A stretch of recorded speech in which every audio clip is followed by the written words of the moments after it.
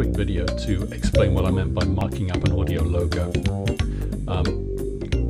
So I'm using my DAW here, it's SONAR, and the first thing I did was to import the video into this track here.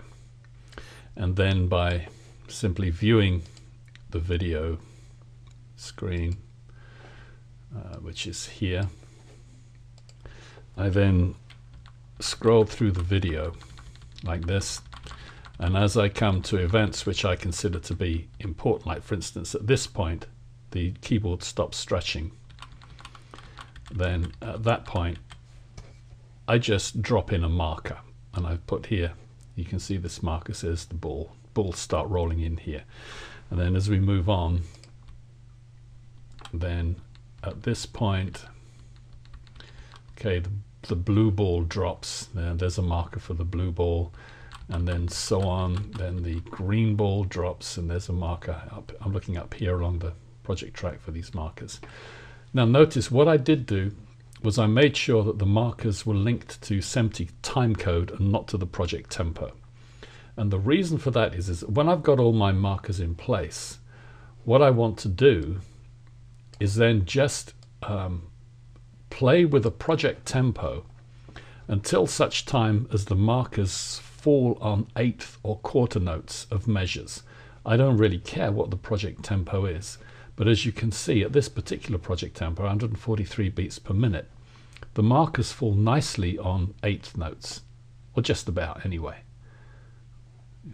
If you look there, and I showed, I mean, of course, if I adjust the tempo, if I put the tempo up to say 147 beats per minute, now our markers, some of the markers fall on eighth notes, but then they don't fall quite as nicely. And I just played around with the project tempo until the markers all fell in sort of roughly nice places. Okay, then the next step, I create actually it's just a little electric piano track here. I don't know where that's gone, I've lost it. Okay, let's get rid of these guys, and now we can just pull that up a bit. Okay, so here's my piano track.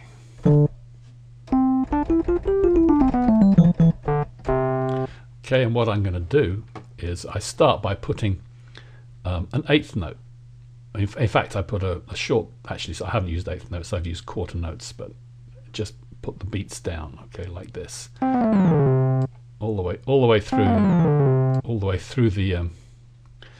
through the piece, and then as I hit my markers, I move this up an octave. Okay, and this was the first one. And then I make these notes mean something so that I can recognize them. So here I've got a beat going, and now I've got these.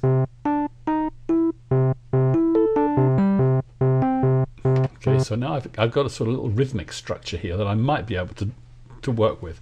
This doesn't always work, but it's just a method. If we have a look at the video again, let's view the video.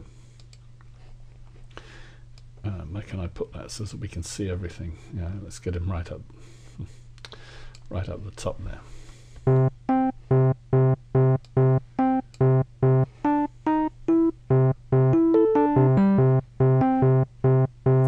So now I've got these little musical events which I know give me some hook into the audio logo. So now what I'm going to do is I'm going to actually put the video away and just work with these events, and I've labeled my markers carefully. This is where the keyboard starts, this is where the balls begin to roll, blue ball down, green ball down, red ball down, then the word electronic in place, the word audio in place, the word design in place for this one here, and then shoreline appears here, and it ends there. And I've got all of this over 6 measures with a beat going all the way through.